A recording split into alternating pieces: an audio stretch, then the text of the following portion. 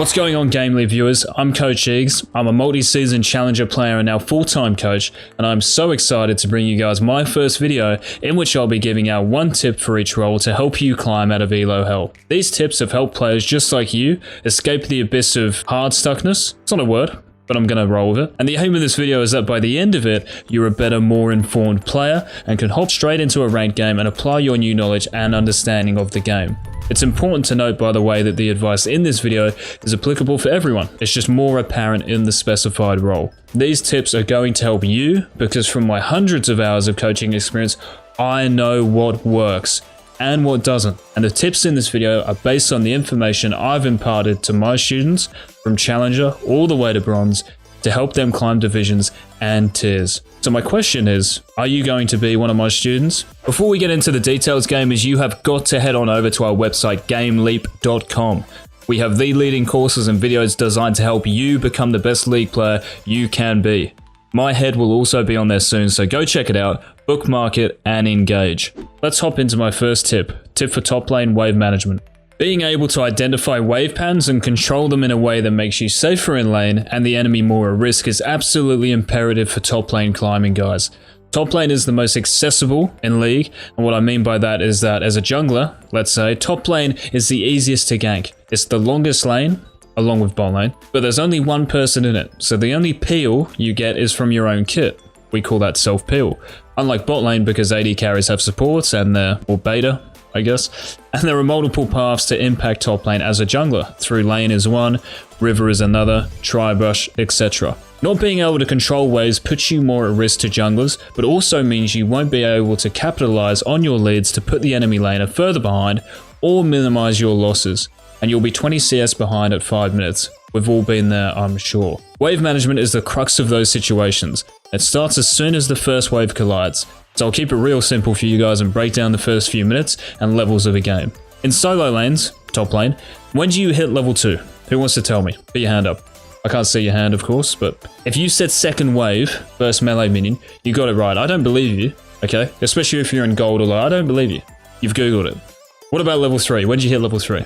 Third wave, second melee minion, right? If you got both of them, now I definitely know you're lying. I definitely know you're cheating on the GameLeap quiz. So think of levels in terms of waves. If you did actually get both of them, I'm impressed already, and we're going to go far.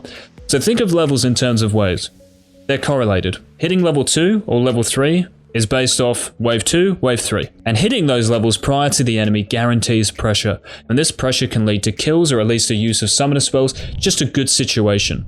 Knowing these advantages exist determines how you control the first wave. Let me ask you this. How do you hit level 2 first? What do you guys have to do more of than the opponent? It's quite simple, right? You just push the lane quicker than they do.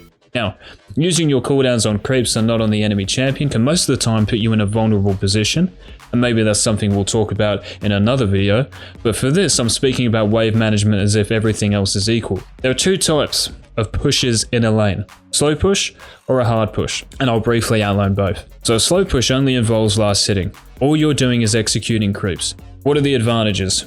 Well, it extends the lane time, meaning the enemy has to walk away from safety to attain gold and XP, and it's a 1v1 for longer. You're safer because you have the bigger minion wave if they choose to fight you, and they will, trust me. They don't have brains, these players. Even in some situations you can 1v2 if you get ganked. And lastly, you can potentially dive or at least pressure them under tower because it's extremely hard for players, even in high elo, to CS and trade at the same time.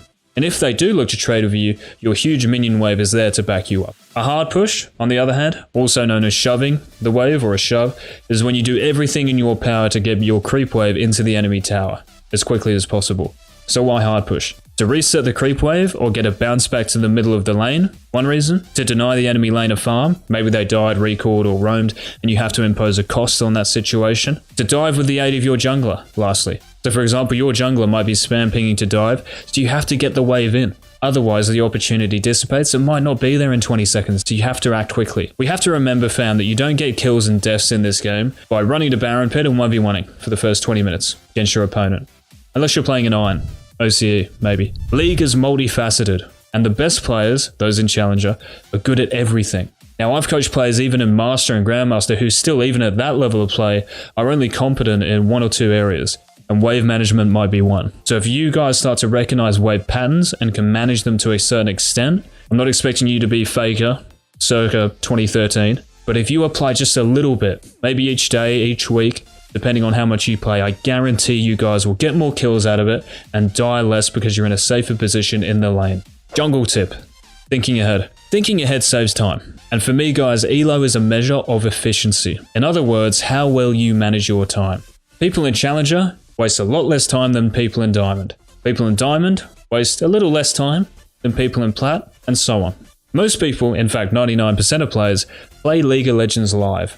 And what I mean by that is that they play the game depending on what's on their screen, what's in front of them. The most relatable example I can give is a Malphite ultimate. Every low elo player gets hit by the ultimate and flashes after. High elo players, on the contrary, anticipate the ultimate, can envision what's going to happen, thinking ahead, and they dodge, evade, flash, the unstoppable force. And it is unstoppable if you're not thinking about it. So let's apply that method of thinking to the jungle. Low elo player does Raptors, tanks a lot of damage because he doesn't kite the Raptors. Without looking at lanes or the scoreboard, he might waddle to mid lane after doing Raptors to see if he wants to gank mid instead of just looking at the map and moving his camera to mid lane. Walks into a control ward and he lets everyone know on the map where he is. Hey guys, here I am. Silver jungler here, I'm mid. Top lane, you're fine. Bot lane, you're fine. I'm not near you. And he ends up waddling back to wolves. High elo player does Raptors, kites effectively, taking minimal damage, while checking lanes with F keys to know what lanes are gankable or might get ganked. You're not the only jungler, remember that. Check scoreboard to know which lanes are winning and losing.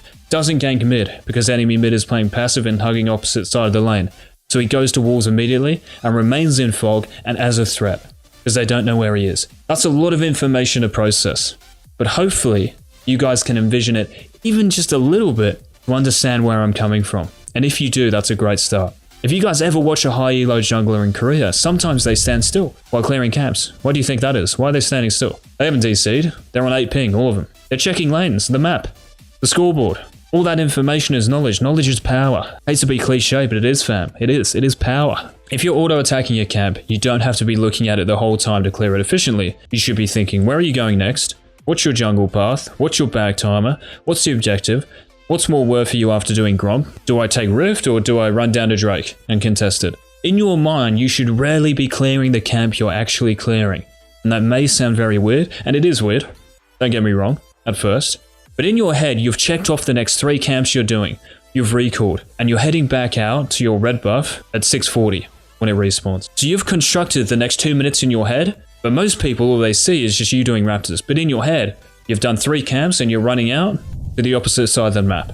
That's the level of thinking of a challenger jungler, and guys, if you can think like that just for 30 seconds in your games, you will create more opportunities for you and your team just because you're thinking efficiently. It's not just about pressing keys and clicking your mouse. You have to engage the dormant organ inside your heads, even if it hurts.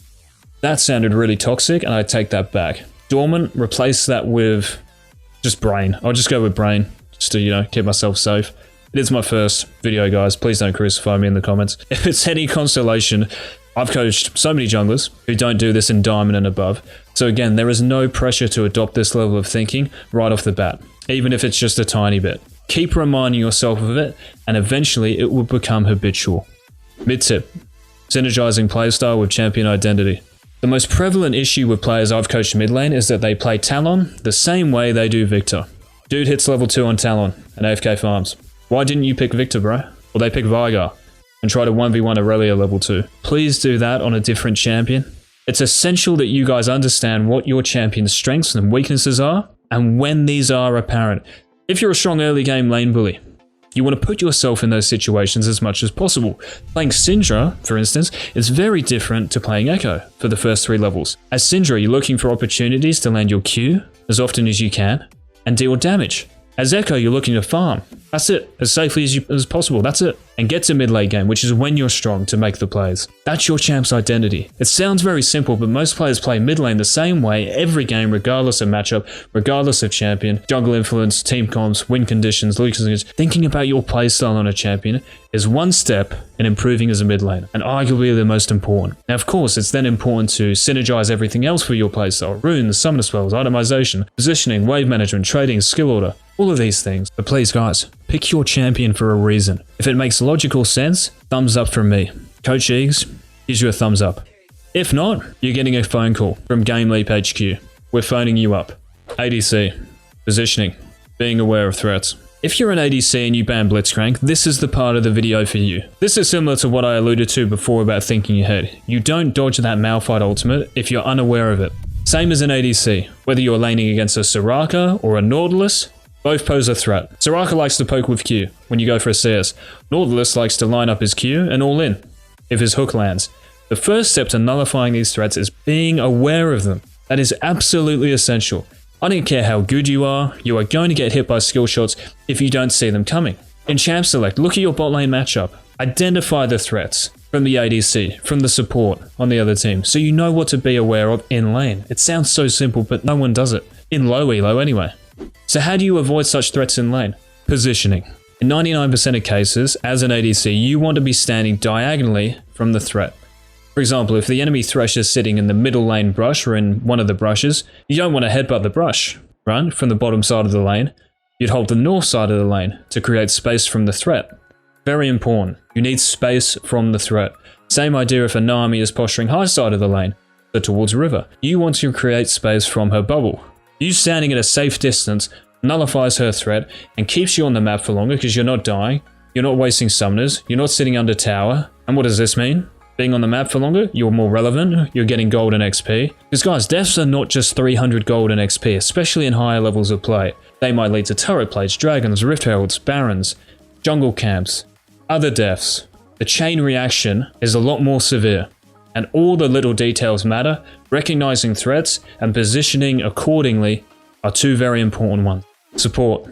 Warding, vision control. I used to play support in Challenger a lot, and one of your goals is to create threat in lane and around the map, and warding and vision control is the key to posing that threat. In lane, if you're playing any support, you're much more of a threat in fog. If you're playing Blitzcrank and you're standing in lane, it's easier for the enemy to detect your pull because you're right there in front of them, they can see you. But if you're in fog, in a brush, it's a lot harder. Same with a poke-based support like Sona. Walking in and out of brush, harassing the enemy ADC when they go for a CS is a great way to win lane. I remember coaching one gold support player, guys, who used abilities on the creeps. Save your abilities. The more cooldowns you have, the bigger threat you have. I see too many supports are wasting wards level 1 as well, for the sake of it. Save your wards for lane. You want to play the game on your terms and using your resources, because your ward is a resource and you have to use it efficiently. Remember this idea of efficiency.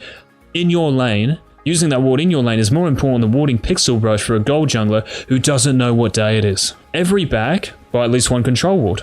If you're on hard engaged supports, like Pantheon, Braum, consider picking up an early sweeper. It creates threat in the lane. It also frees up paths for your jungler to gank, which should be common when you guys are playing these champions because you provide crowd control and kill pressure. I also see low elo supports putting wards down in Tri-Brush or River Brush when they know the enemy jungler is top side of the map. Guys, if the enemy Graves is in a 2v2 top lane, you don't need to ward Tri-Brush. You know where he is. Relax, bro, it's all good.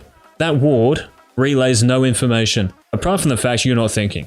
Early in a game, if the enemy jungler starts bot side of the map, you know that if he or she doesn't level 2 gank you, or show on bot side of the map for the first 2.5-3 minutes, they're going to be top side of the map until around 4.5 to 5 minutes. So you're most likely safe until then, and you can use your ward strictly for the 2v2. There are so many layers to League, guys, so many. And just improving a little bit in a couple of them, I can guarantee you that you will climb. Thank you so much, fam, for watching the entirety of this video. Seeing as it's my debut on the channel, I really appreciate it. You don't want to miss our upcoming content, so make sure you subscribe, head on over to our website, links will be in the description, and like the video for the boys and girls. I hope you enjoyed my first video for GameLeap. I can't wait to do more and bring you guys more content. I'm so excited for the future and what it holds for this channel. And for me and you, our relationship, I feel like, you know, I already know all of you. Not really, but I can't wait. I can't wait to see the comments and establish a rapport with you guys and help you guys out. Until next time, peace.